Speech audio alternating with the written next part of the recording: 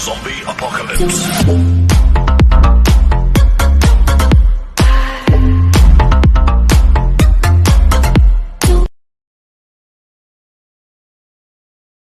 Hi guys! Good evening! So, na-crave ako sa ice cream. Ngayong gabi, pinabili ko si JB. Sabi ko, gusto ko yung pinipig. Kahit saang ice cream dyan, basta pinipig. Then, natikman ko na to kahapon. And ito pa rin yung binili niya.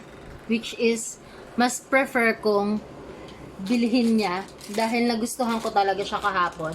Ang pangalan ng ice cream na to ay Ace Ice Cream. Have an Ace Day. Okay. Chocolate, crispy, vanilla and milk flavored ice cream coated with 2 layers of chocolate. So, pinipig siya. Para sa akin, pinipig lang siya. Pero alam mo yung pinakamaganda niya, ganito. Meron siya sa loob niyan. Ayan, ayan, ayan. Meron siya sa loob na parang chocolate na talaga siya. White chocolate sa gitna. Then, ayan yung may isa siyang parang ano ba, chocolate na cover. Sabay ice cream na naman siya na vanilla, sabay cover na naman siya. Para siyang dalawang pinipig na pinagganon. na pinagganon. Kaya tuwa ako sa kanya. And, nabili namin siya for 19 pesos only. Ang pinagtataka ko, nakita ko siya sa Facebook, 25 pesos daw to. So, I'm not sure kung bakit 19 lang yung benta nung di ko alam kung saan man niya binili to. Naka-sale lang yan. Natulong.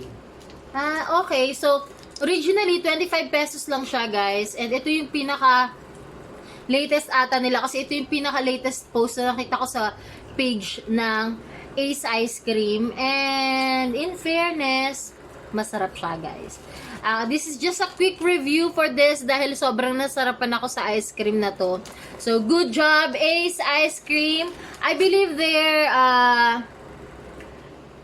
are located in Pasig City. So, that's it, guys. Try this one. Ace Ice Cream.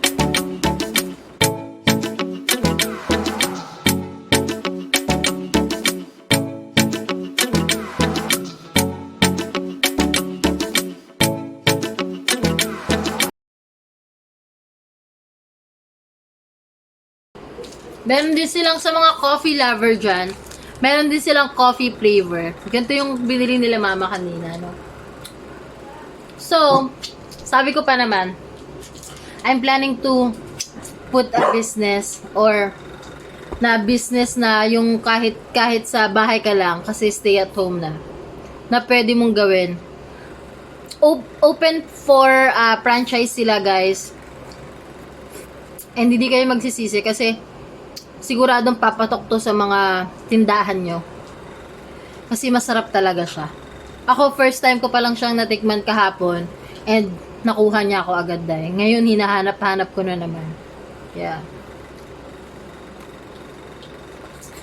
Sa mga tropa ko sa Malibay, nabibili lang siya dito sa may along si Jose, malapit sa may Medlock.